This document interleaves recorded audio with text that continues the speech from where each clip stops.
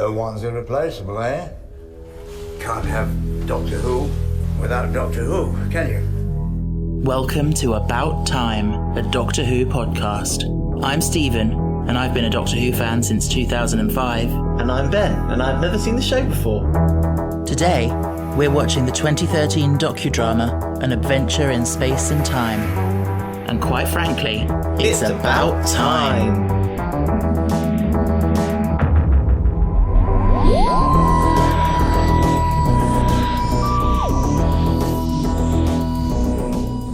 Hello. Hello. How are you? I'm okay. Busy bee? Yes. You have now started your course. I have. How's it going? Without giving too much away. Alright. Yeah? Yeah, alright. I'm plodding on. Yeah, you'll be fine. Yeah. I'm here for you. I'm reading a new book. Oh yeah, an Agatha Christie. Yes. Which one is it? The Mysterious Affairs at Styles. Yeah, it's their first book, isn't it? Certainly the first Poirot one. It's certainly the first Poirot book. I think it might be her first book ever. Mm. And what do you think? I'm really enjoying it. Yeah, I've never actually read any Agatha Christie. It's really easy going. It's really entertaining. Yeah, I might give it a try. And if you're enjoying it, you might really enjoy a Series 4 episode of Doctor Who. You have said that 3 times since No, but the listeners don't know that. Pretend that I haven't said it before. Okay, I'll pretend. Oh my god, the gooshy goosh. What? Oh my god, the gooshy goosh. Okay, anyway, we're here today because it's the third week of our 60th anniversary celebrations. And this week, we've gone back 10 years to the 50th anniversary, where they made this, I like to think of it as a biopic, or they call it a docudrama, An Adventure in Space and Time. Mm. What did you think? It was alright. It was alright. It was alright. It was okay. Bit long-winded. It was alright. It was okay. Say something nice. That is nice. No, that's mediocre. That's meh. Say something. What was your favourite thing about it? Verity. Yeah, I thought it would be. You love a strong woman. I do love a strong woman. I thought that there is 2 runnings for Hottie of the Week. Okay. The one who played the man. The one who played the man? One of the first companions. You mean Ian, so William Russell. Delish. And Warren. Delish. Warris. Yes. Warris Hussain, yeah. Okay. As the viewers will recognise, I have a very wide range You do. of men I find attractive. You do. If you have to if you find me attractive. Stephen, I'm going to throw something at you in a minute. Okay. If I'm going to have to choose for my running for the Hot of the Week, I'd probably have to go Warren. Warris! Not Warren. Sorry, Warris. Sorry. And he is still alive and he's 80 something. The real Warris, yeah, he is still alive, yeah. But the actor that you found attractive is Sacha Dhawan. He was one of the History Boys. I thought he looked familiar. Yeah. And it's funny that actually quite a few of the main cast in this have had parts in Doctor Who, sort of roughly around the time this was made as well. Was he in Doctor Who? Who? Warris. Sacha Dhawan? Yeah. He has been in Doctor Who, yes. Have I seen him? You haven't yet, no. Oh, he's not the Doctor. No, he's not the Doctor. Oh, no, okay, anyhow. Whatever. I always thought he'd make a good Doctor, actually. He would, actually. But yeah, I can't really say anything more without spoiling anything. So, I mean, I think the star of the show is David Bradley, first of all. I think he's really good as William Hartnell. Yeah, he's really good. He's a bit too old, really, to be playing the part, I think. Back in the 60s, older generations looked older than their time. Oh, they did, time. Definitely, yeah. But like you saw, it said at the end he died at the age of 67, and that was about 10, 12 years after he was in Doctor Who. Mm. He has arteriosclerosis? Arteriosclerosis. Yeah. Yeah. He played a very good divering old man. Yeah, but it was more than that. It was about him, he'd finally found some work that he enjoyed, and was, he was making people happy with his work, and that made him happy. And he had success. And then it kind of got taken away from him through no fault of his own. He must have been William Hartnell when he was in that room with Sidney Newman. He must have thought to himself, "Oh my god, I can breathe." He must have been relieved. He'd be a bit relieved, but also part of it relieved, torn. Yeah. Wants to go, but doesn't want to go. Yeah. So the two surviving main cast members from the very first episode, Susan and Ian, William Russell, they both had cameos in this. Oh, did they? Speaking cameos. Oh. Was William Russell the man who told him, axe kill Doctor Who? Oh, no. Oh. No, he was the security guard, the one who said, "Your pass, please, sir, and that's not the way we do things at the BBC," at the beginning. Oh, That was Ian. Okay. And then Susan was, Carol Ann Ford was, when those children were playing in the street and the mother came out and she said, "That thing's on the telly that you want to watch." Do you remember that? Oh, yeah. Yeah, that was her. Oh. Blink and you miss it. Yeah. So let's talk more about Verity then, because you said you liked her. She had a great energy. She had a great walk. Yes, she did, yeah. I feel like when this film starts, it feels like it's her story. And then it sort of becomes William Hartnell's story. Yes. Yeah. Yes. Like, I know they bookended it with that police box scene. Yeah. But, yeah, it does start focused on her more, which is good. It is like two parallel stories, twisted, but then you don't see it for the rest of the movie. No. But that's part of his story as well, like the fact that he's losing everyone. Like, all his people who were with him from the start have dropped off one by one. And I think that was really clever. The way, I don't know what episode it's from, but they used a bit of script from Doctor Who to kind of reflect on his own experience. Like, they showed that bit where he was filming in the TARDIS and he said, "They've all gone, even Susan and Vicky and all that." Like, yeah. Yeah. I thought that was really clever. Mark Gatiss did a good job with this. Yeah. And also, what I felt like was quite good, actually, was like, I don't know if anyone noticed that when they were having their photos taken for the paper or whatever it was, he got further and further away from the companions. Oh, did he? Yeah. They were like a little island of their own, and he was in the background where he should have been in the foreground and they should be in the background. Yeah. I didn't notice that. I did notice him looking more and more sort of spaced out and like he just like didn't know what was going on. Yeah, bless him. Did Judy live with them? She seemed to spend a lot of time there, didn't she? Yeah. But I suppose they just happened to show all the times that she was there. I don't know. I think she's still alive, and I think she might have been. They used her for like research. That they asked her lots of questions about her grandfather and stuff. Judy Patootie.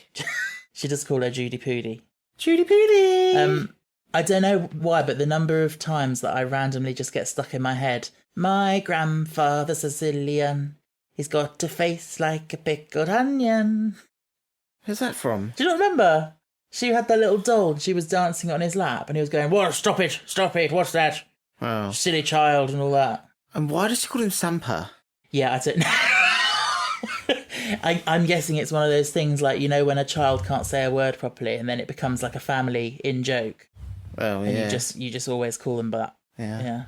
Well, it's a good thing that didn't happen to Sam. Yeah, you used to call him Ham. Yeah, well, he called himself Ham.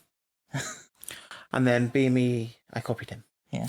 But then I didn't copy him for long because I became my own person and we are chalk and cheese. Chalk and cheese. That'd be a good detective show name. Oh my god. With their surnames. Chalk and cheese. Chalk and cheese. Oh, for fuck's sake. Bit ITV, as Sally Sparrow would say. Yeah. Well, at least I don't care what channel it's on, as long as it's on the telly. Bit Channel 5. Don't care what channel it's on, as long as it's on telly. Straight to video. Bit YouTube. So we talked about the mother of Doctor Who, Verity Lambert. We could talk about the father of Doctor Who, Sidney Newman. I looked on Wikipedia and there's more people in that. Oh, there are, but they had to streamline it for the and it's arguable that they're the most important, influential people in shaping it. Yeah. I've got a question for you. Go on. Who's the man? What's the actor's name? Oh my god, he played Amos. I knew you were going to ask that. Yeah, Melvin. He was Cedric's father in Goblet of Fire. I was like, I know him. And I was like, oh, he's the one who ugly cries. You're the one who goes, "My boy! My boy!" Yeah, that's him. Anyway, yeah, Sidney. So that's Sidney. That's Brian Cox, the actor. He's a very well respected actor. Is he British? Yes. But playing Canadian. Playing Canadian, yeah. He does a good job. Again, he's slightly older than he should have been, really, but when you can get that kind of level of actor in it, I think you just go with it. Yeah, I liked his, well, it gets a bit annoying, but his pap, pap, pap. That's who he was. Yeah. He was a pop guy. He was an ideas generator. Yeah. Maybe head of drama is my dream job. Oh my God. Yeah. I'm bringing in this new writer. His name's Steven Alexander. He's going to write me a thing that I've always wanted him to write, and I'm going to commission him, and he won't be able to get out of it. Okay. And why will you have a Texas accent when you do that? Because I get things done with this accent. Okay. It is funny and ironic the way he says to her, like, I don't want robots, I don't want bug-eyed monsters. And then, like, the second story, you get the Daleks, which are, they're not robots, but they're not bug-eyed, but, it goes against what he said. Yes. So this is a thing that I thought was interesting when we first watched this, was that Doctor Who's conception was an educational program. Yeah. For kids. Yeah, particularly like the historical. Yeah. That's why they've got as well the companions of the school teachers. You've got Barbara as a history teacher and Ian's a science teacher. So it's like when they go to the past, Barbara knows all this historical stuff. And when they go to the future, Ian can apply his science knowledge. Yeah. And it was definitely meant to. I mean, the BBC was created to inform, educate, and entertain. Those are its three premises. And now it just sits in entertain. No, it still does the others. Oh my God, do you remember Panorama? Yeah, it's still on, isn't it? Ugh. When that was on and Mum used to watch it, I was like, what a fucking depressing show. It is a bit depressing, yeah. It's just like, life's hard enough. Yeah. Let's just watch a show that will put the wellies in you. Put the wellies in you? Yeah, have you not heard that? You mean put the willies in you? Well, that's a different thing, isn't it? But no, something gives you the willies, that's a... I thought it was the wellies. No, it's the willies, not the wellies. No, it's the wellies. It's the willies. No, it's the wellies. Oh my God, it's the willies! Why are we having this conversation? But the thing is, though, putting willies in you is very different to putting the wellies. Right, like shaking in your wellies. Is this a good idea, Googling put the willies in me? No. My bad, bad angel, you put the willies in me. Oh my God. Give someone the willies makes them feel nervous or frightened. Now put wellies. Put the wellies in me. Put the wellies on the spider, Taskmaster. Okay. Do you know what? You say it how you say it, yeah. And I'll say it how I say it. Anyway, yeah, so they intended for it to be educational. That kind of went down the pan a little bit. Thing is, they used to do, back in the classic era, they used to do what they call pure historicals, where there's no, alien threat or anything. They go back in time and a story unfolds that could literally happen. Oh. And they don't do those anymore, and I kind of wish occasionally we could see one like that. No. You want aliens? If I want to see that, I'll watch a different show. I come here to watch science fiction, not a history TV show. But you've got science fiction from the fact that they are time travellers and they've come from the future. I want aliens.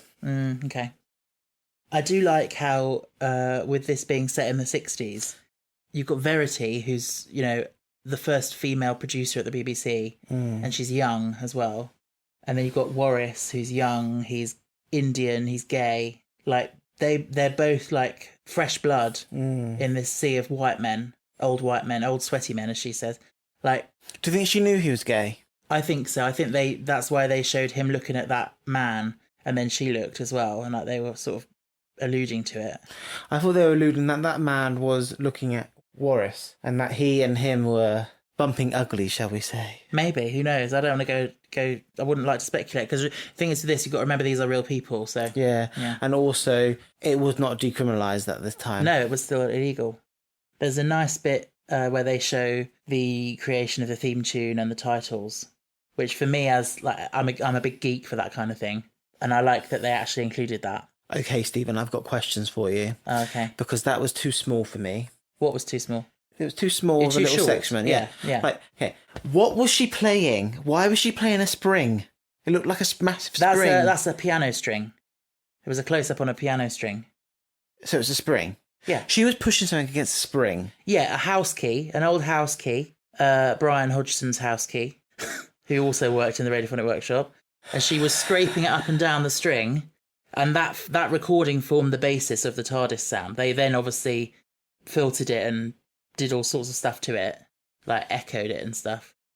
But yeah, that's where the TARDIS sound comes from. And do they still use that original track? They do. Yeah, it hasn't been altered. But it sounds a bit different, does it not? Not really. I guess they might have cleaned it up a little bit over the years, but it's still the same recording. Well, it's just impressive. And yet she doesn't get recognised for it. Yeah. Okay, Stephen, what other instruments are used in it? In the Doctor Who theme? Yeah. Well, there aren't really any instruments. I think the bass line is... The initial recording for the bass line is a guitar string, but it's a single twang of a guitar string that's then pitch shifted and cut up. How do they cut it up? Literally with a scalpel and sticking it on magnetic tape. The fashion was good this time. Yeah, you love 60s fashion. I do. I think that it was a pivotal moment in especially women's fashion. Like, it started in the 1940s. You have the war, and when we came out of the Second World War, you have a lot of girls. They don't want to dress like their mum anymore. Mm. They don't want to be like wearing A-line skirts and having the hair scraped back into buns.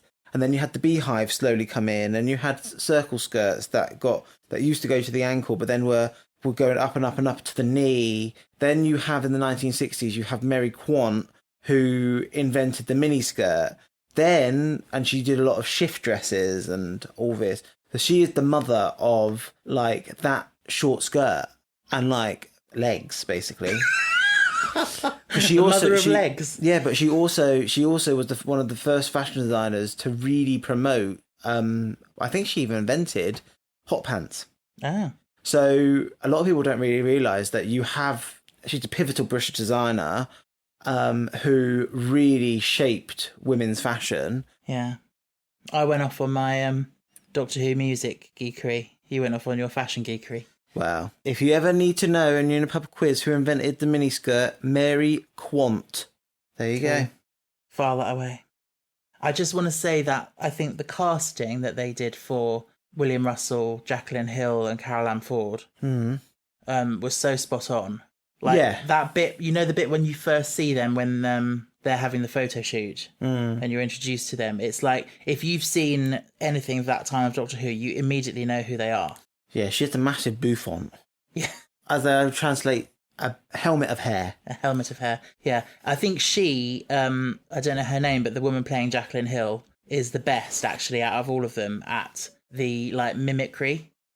Because I'm guessing they showed all the actors the original episode and got them to, like, mimic the voices and recreate the line delivery and stuff.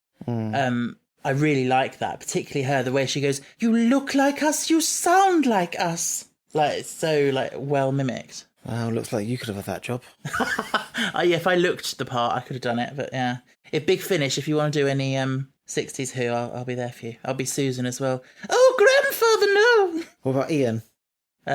A thing that looks like a police box can travel anywhere in time and space. What about William Arthur? I suggest you do what you said you do. Go and fetch a policeman. There are people out there that can do flawless ones. I can't do a flawless one. Looks like Stephen could just do an episode on his own. Yeah, I would, totally would. But yeah, I really love the recreated scenes. It's like, because the thing is, this was made for the 50th anniversary and it was on primetime BBC. Like, loads of people watch this who aren't necessarily diehard fans. And it was good enough for them all to enjoy. But for the diehard real fans, like, it had extra Easter eggs like that in it that make you go, oh yeah, like, you know. I like the bit with the set designer who can't be bothered to make the TARDIS. Yeah. Quite funny. And then this is probably what he's known for. He's setting up the set for TARDIS. I don't know. To be honest, I don't know. I highly doubt that bit's true, where he just went and grabbed whatever was to hand. They probably put that in for dramatic effect. But it all goes to sort of create this impression that the BBC weren't really caring about it. They weren't putting much. They were giving them the shit small studio. It was like a broom cupboard. But didn't they did they film all 3 series on there? I don't know off the top of my head. I don't know is if it they ever series moved. or series? Series is the plural as well. Series. Yeah, they may have moved, but certainly when it started, they were stuck in that little studio. I also really like the fact that Hartnell is like, he takes the TARDIS controls seriously. You know, the other people are like, oh, you know, you can press whatever button, it doesn't matter. And he said, no, the children will spot it if we change it. Because he is an actor, he's taking it seriously. I like that because he's a method actor. Yeah. Like, well, maybe not method, but he was like, okay, we are calling this a ship. We're creating an illusion, and if you shatter the illusion, it doesn't work. Yeah. Like, that's the thing is missing from today's Doctor Who. So everything's a bit chaotic and a bit... The TARDIS is so dirty and grungy. Yeah. Like, I need this clean space Doctor. Oh, okay. A bit more modern than what that is. Yeah. But, like... The grunge goes away. You do get a cleaner TARDIS as we go forward. It just feels like they were just doing this, like, it feels very steampunky. Yeah, I think that's, especially post-Time War, I think that's what they were going for, like... TARDIS has been through some things. Yeah, like he had to rebuild it from what he could find. Yeah. Going back to his granddaughter, Judy, I really like... There's a few scenes with her in that I just think really bring a lot of heart to it, and especially to William Hartnell. Like, you really see I think through his granddaughter, he sees a lot of the impact that he's making with the children's imagination. You know, when she says to him, you know, why are you called the Doctor? Is it because you make people better? And it's like, you can see on his face, he'd never thought of that, but actually that's quite good. I think he does. Yeah. He makes people not better in the sense of, like, health, but, like, better people. He shows them a better way of living their life, as Rose said. Compassion and that's, living for today. That's the heart of Doctor Who for me. Yeah. And then the other bit where she's talking about her friend at school who said that the TARDIS is going to run out of petrol. She says, no, I told him he's stupid. The TARDIS will go on forever because it's magic and special. I could just feel like William Hartnell in that moment was just saying, bloody well, hope not. No, but that bit nearly makes me cry every time, because it's like she's foretelling, like, this was made for the 50th anniversary. We're now at the 60th. Like, there is every potential that it can go on forever. And because of don't make that face. Because, as I've said before on the podcast, because of the changing cast, and you can tell so many stories with it, it can always be reinvented and reinterpreted. I think it needs breaks. It can have breaks, sure. Perhaps it should have breaks. I think it's a bit tired now. No, that's absolutely fine. I'm not arguing with that. I'm just saying it can always come back. Yeah, but so can everything else. Like, look at frickin' EastEnders. They recast people all the time. Fuck EastEnders. I'm not talking about EastEnders. No, but, well, it's a flagship show. On the same level as... You may not like it, but it's on the same level as Doctor Who. What do you mean the same level? Like, I actually would want to know, actually, the figures of, like, how many views does EastEnders get versus Doctor Who? Yeah, but EastEnders is trash. But views and views doesn't matter. Yeah. Like, because they're both flagship shows for the BBC. Yeah. And that would be very interesting to see. Well, they're very different demographics. Exactly. So we got some Daleks. Yeah. The birth of the Daleks. With blue balls. Yes. Dotted all over them. Yeah. And the scene of Verity fighting for the Daleks. And Sydney being like, no, I don't want them. And she's like, no, it's good stuff. And she's like explaining what they are. I really love that. That makes me emotional somehow. Because it's like, they're so iconic now. Yeah, and also it's crazy to think, if this is true, like we could never have them. Yeah, and if the Daleks hadn't happened and been the sensation that they were, Doctor Who wouldn't have lasted this long, probably. No, Doctor Who would have been gone. Yeah.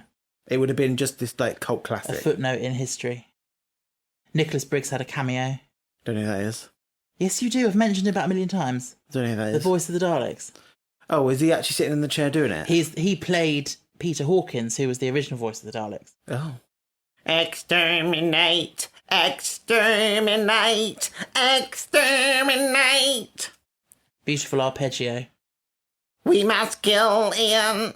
They don't kill him. With our little laser eyeball thing. They just immobilise his legs. Oh.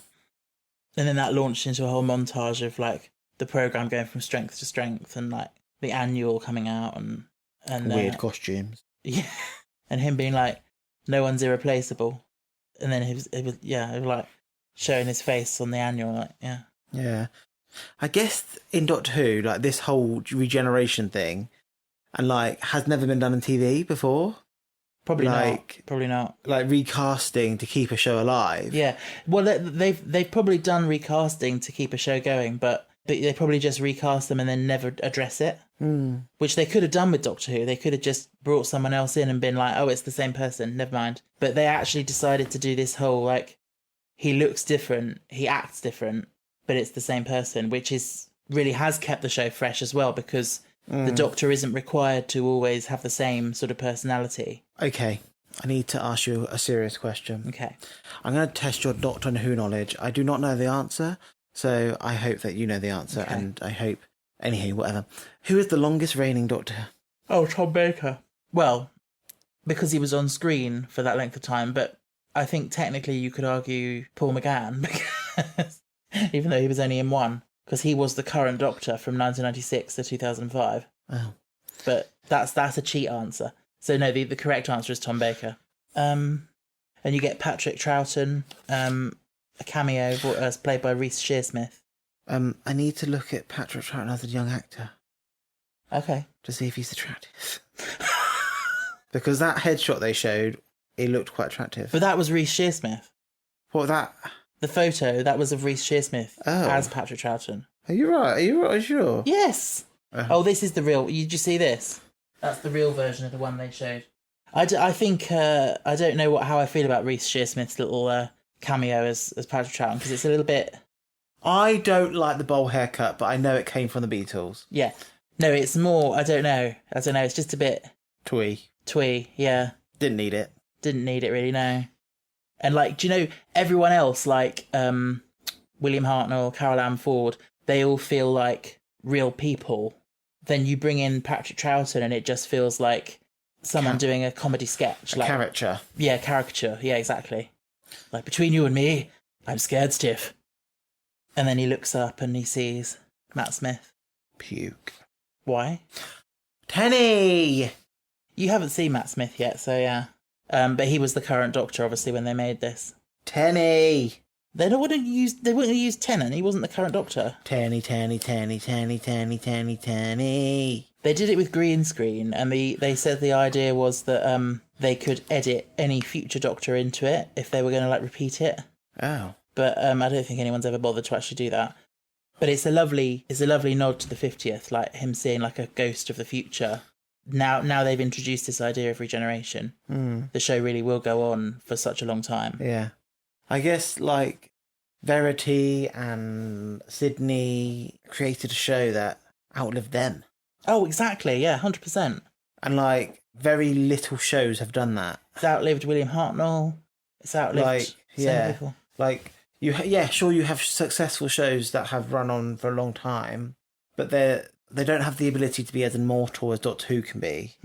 Like, you've got Star Trek, but Star Trek is very different. You've got Star Wars, very different. Those will probably be immortal. They'll always have some reincarnation of the concept. Yeah.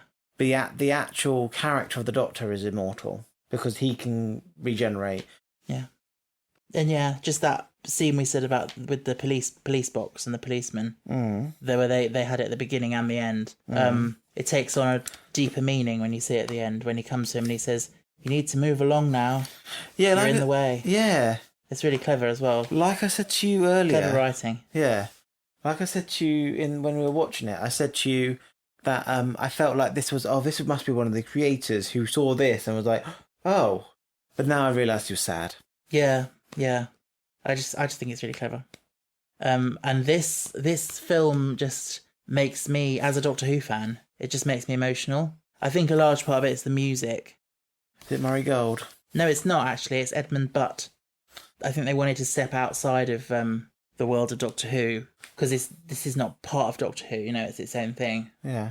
And it's like, I don't know, just like the way it's scored is so heartfelt.